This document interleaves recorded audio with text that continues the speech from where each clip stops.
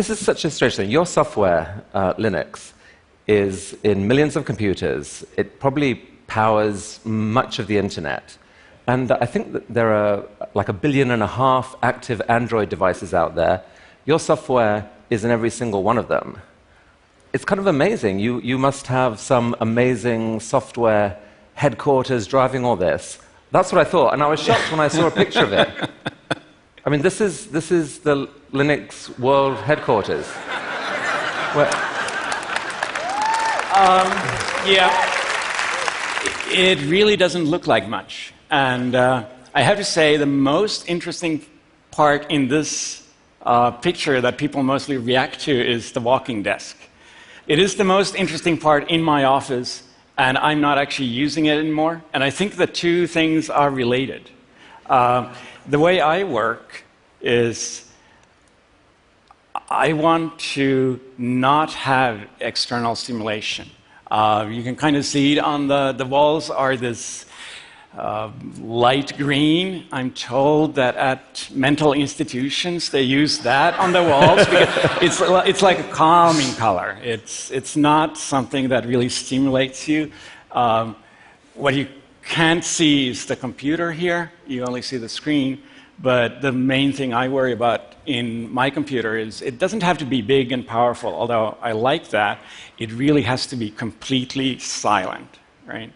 I know people who work for Google, and they have their own small data center at home, and I don't do that. My office is the most boring office you'll ever see, and I sit there alone, in the quiet. If the cat comes up, it sits in my lap, and I want to hear the cat purring, not the sound of the fans in the computer. So this is astonishing, because working this way, you're able to run this vast technology empire. It is an empire. So that's an amazing testament to the power of open source. Tell us how you got to understand open source and how it led to the development of Linux. I mean, I still work alone. I mean, I work alone in my house, often in my bathrobe. When a photographer shows up, I dress up, so I have clothes on. And that's how I've always worked. I mean, this was how I started Linux, too. I did not start Linux as a collaborative project. I started it as one in a series of many projects I had done at the time for myself, partly because I needed the end result, but even more because I just enjoy programming. So it was about the end of the journey, which 25 years later we still have not reached, but it was really about the fact that I was looking for a project on my own, and there was no open source really on my radar at all. And what happened is the project grows and becomes something you want to show off to people, right? Really. And this is more of a, wow, look at what I did, and trust me, it was not that great back then. I made it publicly available, and it wasn't even open source at that point. At that point, it was source that was open, but there was no intention behind using the kind of open source methodology that we think of today to improve it. It was more like, look, I've been working on this for half a year. I'd love to have comments, right? And other people approached me. I had at the University of Helsinki, I had a friend who was one of the open source. It was called mainly free software back then. And he actually introduced me to the notion that, hey, you can use these open source licenses that had been around, and I thought about it for a while. I was actually worried about the whole commercial interests coming in. I mean, that's one of the worries I think most people who start out have, is that they worry about somebody taking advantage of their work, right? And I decided, what the hell, right? Huh.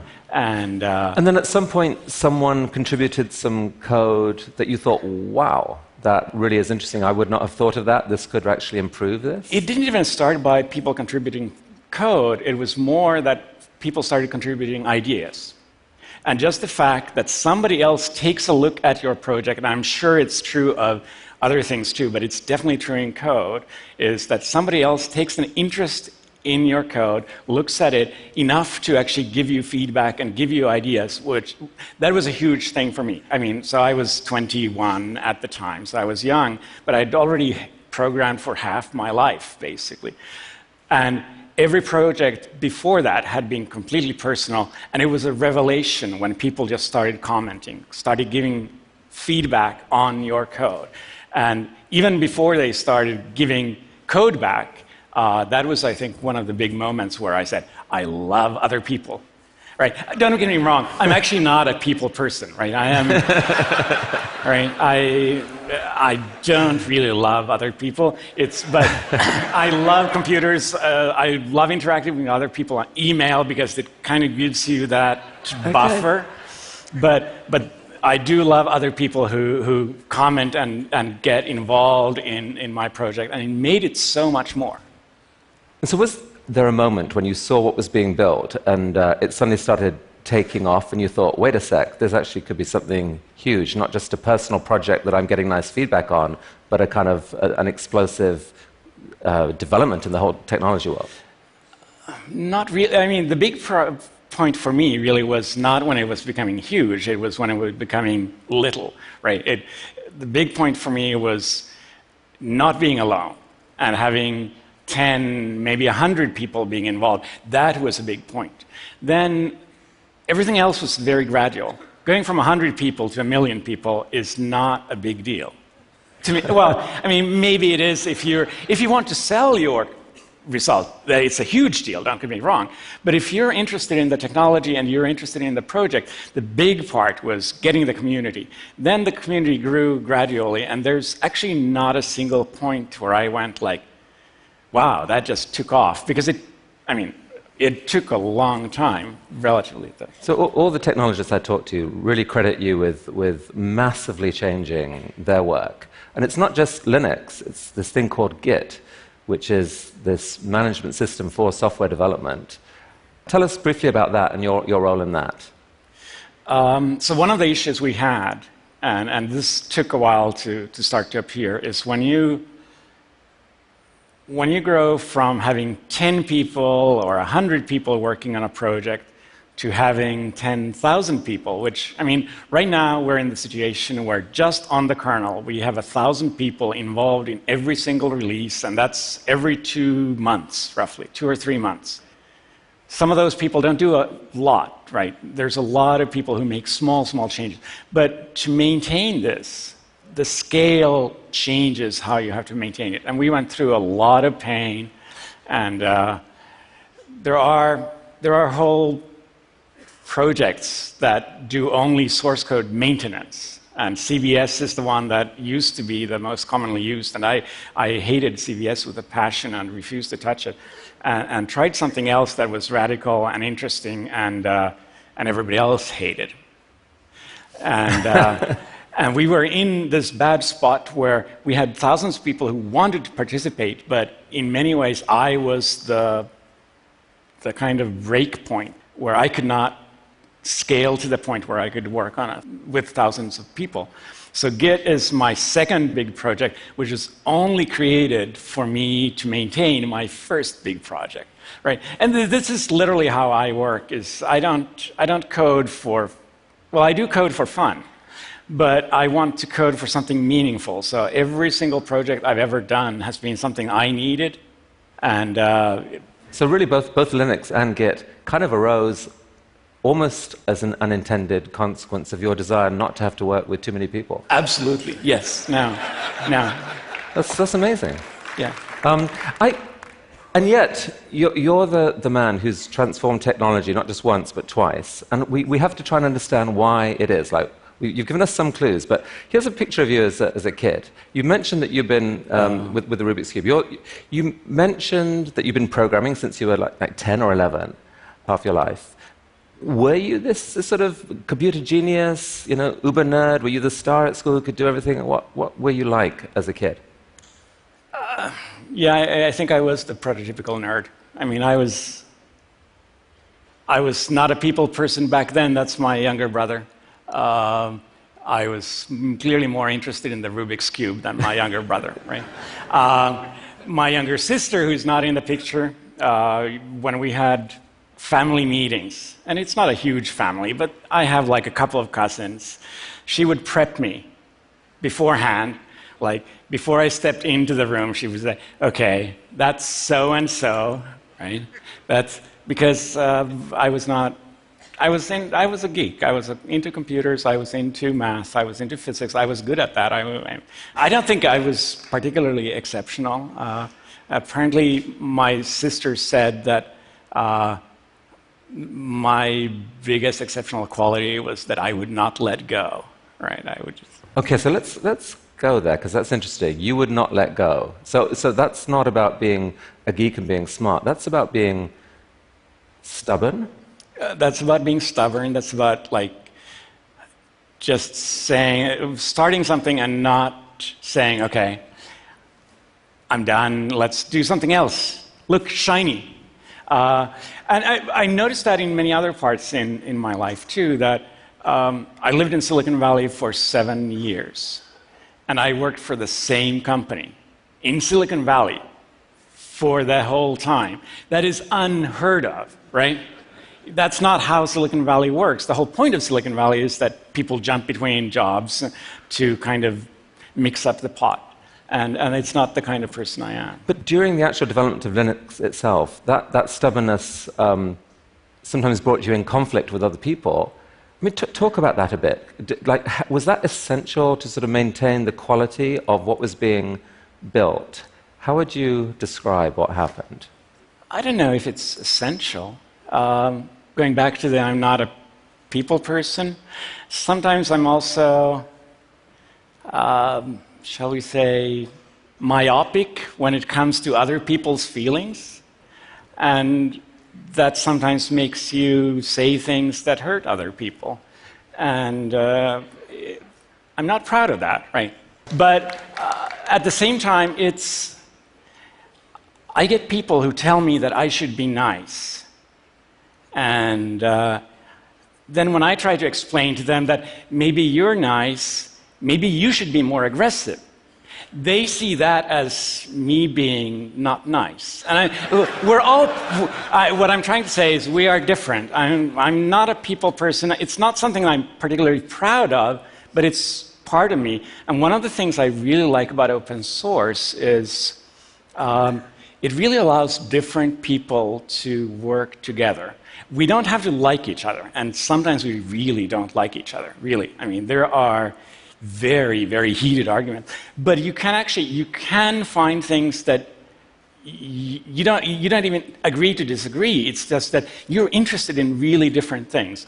And coming back to the point where I said earlier that I was afraid of commercial people taking advantage of your work, it turned out, and very quickly turned out, that those commercial people were lovely, lovely people, and they did all the things that I was not at all interested in doing, and they had completely different goals, and they used open source in ways that I just did not want to go, but because it was open source, they could do it, and it actually works really beautifully together. And I actually think it works the same way. You need to have the people, the communicators, the warm and friendly people who really want to hug you and get you into the community. But that's not everybody, and that's not me, right? I care about the technology. There are people who care about the UI. I can't do UI to save my life. I mean, if I was stranded on an island, and the only way to get off that island was to make a pretty UI, I'd die there, right? so there's different kinds of people, and Okay. I'm not making excuses. I'm trying to explain. Now, when we talked last week, though, you talked about some other trait that you had, which I found really interesting. Right. It's this idea called taste, and I've just got a couple of images here. Now, apparently, I think this is an example of not particularly good taste in code. And this one is better taste, which, as one can immediately see. What is the difference between these two? So this is how many here have coded, right? Oh my goodness! Okay. So I guarantee you, everybody who raised their hand, they have done what's called a singly linked list, and it's taught. The first not very good taste approach is basically how it's taught to be done when you start out coding. And you don't have to understand the code. The most interesting part to me is the last if statement.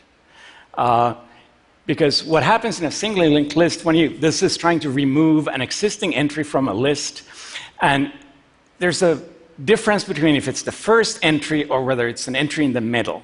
Because if it's the first entry, you have to change the pointer to the first entry.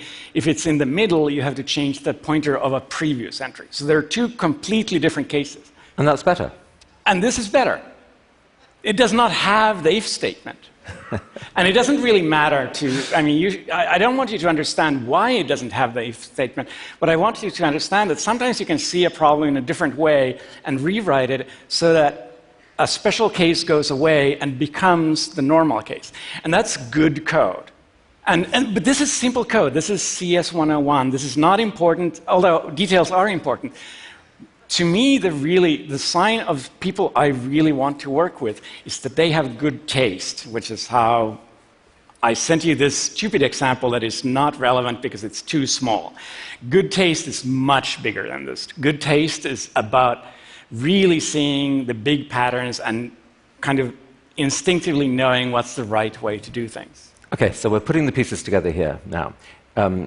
You have taste in a way that's meaningful to software people. You're a computer... I think it was meaningful to some people here. You are a very smart computer coder, and you're hellish stubborn.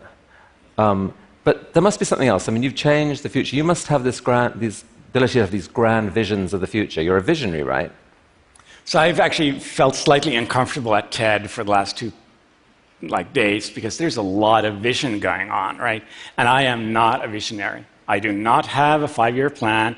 I'm an engineer. And I think it's really, I'm perfectly happy with all the people who are walking around and just staring at the clouds and looking at the stars and saying, I want to go there.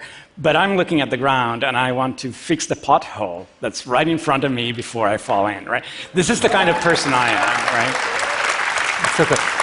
So you spoke to me last week about these two guys. Who are they, and how do you relate to them?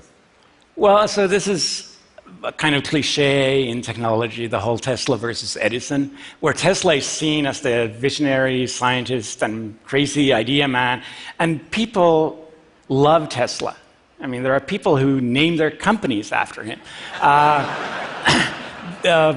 The other person there is Edison, who is actually often vilified for being kind of pedestrian, and his most famous quote is, "Genius is 1% inspiration and 99% perspiration." And I'm in the Edison camp, even if people don't always like him, because if you actually compare the two, Tesla has kind of this mind grab these days, but who actually changed the world? Edison may not have been a nice person. He did a lot of things. He was maybe not so intellectual, not so visionary, but I think I'm more of an Edison than a Tesla.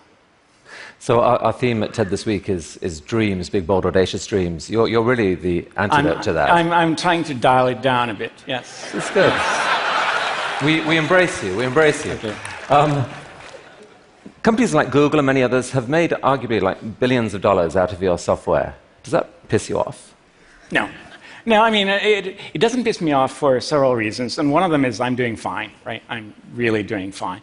But the other reason is, without doing the whole open source and really letting go thing, Linux would never have been what it is. And it's broad experiences. I don't really enjoy public talking, but at the same time, this is an experience, trust me, right? So there's a lot of things going on that makes me a very happy man and thinking I did the right choices. Is the open source idea, and this is, I think we'll end here, is the open source idea fully realized now in the world? Or is there more that it could go? Are there more things that it could do? So I'm of two minds there. I think one reason open source works so well in code is that at the end of the day, code tends to be somewhat black and white. There's often a fairly good way to decide this is done correctly and this is not done well, right? Code either works or it doesn't, which means that there's less room for arguments. And we have arguments despite this, right? In many other areas, I mean, people have talked about open politics and things like that, and it's really hard sometimes to say that, yes, you can apply the same principles in some other areas just because it's the black and white turns into not just gray, but different colors, right? So obviously open source in science is making a comeback. Science was there first, but then science ended up being pretty close with very expensive journals and some of that going on. And open source is making a comeback in science with things like ArchiveX and open journals. Wikipedia changed the world too, right? So there are other examples. I'm sure there are more to come, but I'm not saying. But you're not a visionary, and so it's not up to you to name them. No, it's up to you guys to make them, right? Exactly. Linus Torvalds, thank you for Linux. Thank you for the internet. Thank you for all those Android coins. Thank you for coming here to TED and revealing so much of yourself. Thank you. That was really, really amazing.